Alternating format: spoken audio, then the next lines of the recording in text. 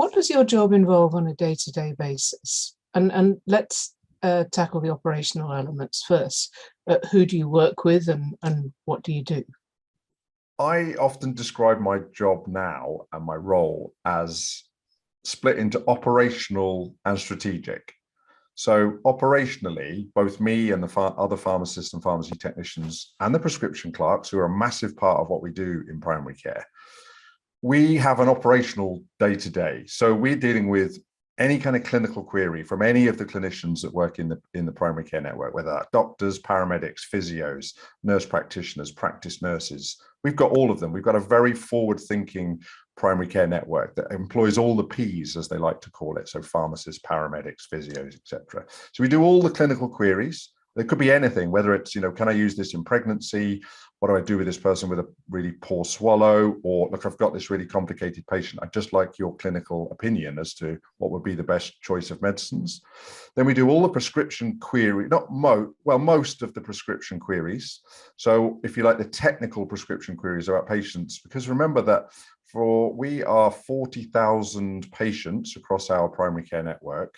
And that means that we issue nearly 800,000 prescription items a year.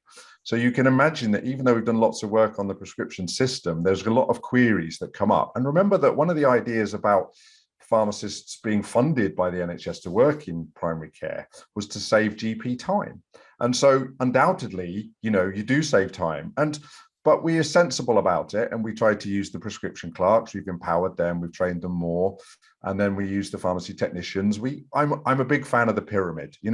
If you've got sound foundations and you only have the people at the top doing the things that only they can do, then that's kind of how we do it. So prescription queries, we do lots of medicines reconciliation. So people who come out of secondary care or from outpatients back into general practice, making sure that the medicines that have changed have been updated. Myself and the pharmacy technicians provide appointments. So if you ring up and you want a duty appointment at the surgery and it's anything to do with medicines, the chances are they'll offer them to speak to myself or the pharmacy technician.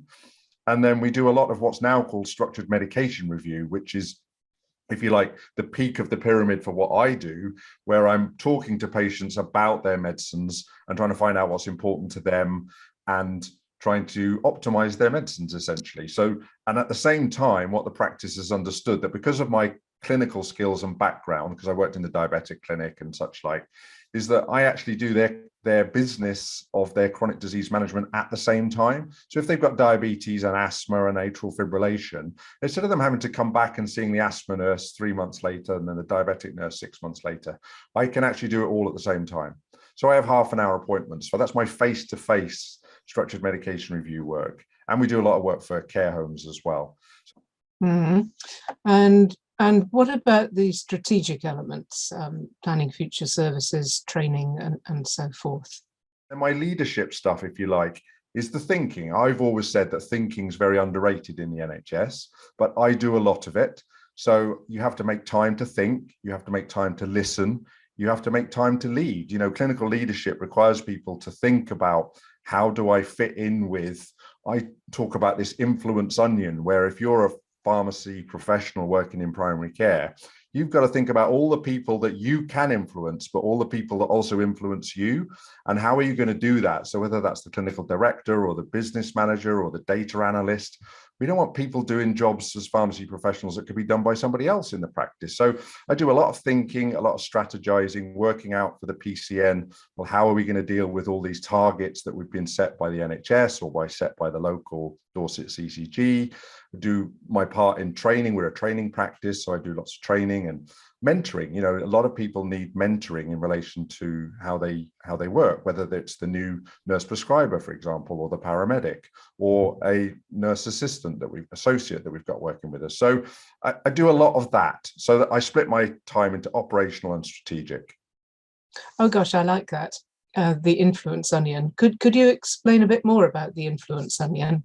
So there are the layers of an onion, and you're down in the bottom left-hand corner, if you like, the middle of the onion, and you've got all these other people outside you. So that's what I mean. And we now, we like to talk about pharmacy professionals, because pharmacy technicians, and I'm sure we're going to talk about these, are just as important as the clinical pharmacists. So, but it's slightly different for a pharmacy technician than it is a clinical pharmacist. And it's slightly different for if you're the primary care network senior clinical pharmacist. Your influence onion is slightly different.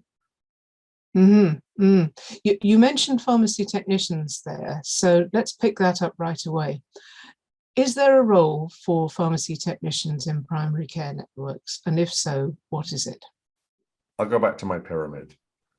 So you need sound foundations to do anything. And it's the same with complexity in healthcare generally, isn't it? You want the right people to do the right jobs. Now, I've worked with pharmacy technicians my entire 30 years career, and I couldn't be without them. It's a synergistic relationship, which means it's not just an additive one. You get more than the sum of the parts together. You work together to be able to provide better care.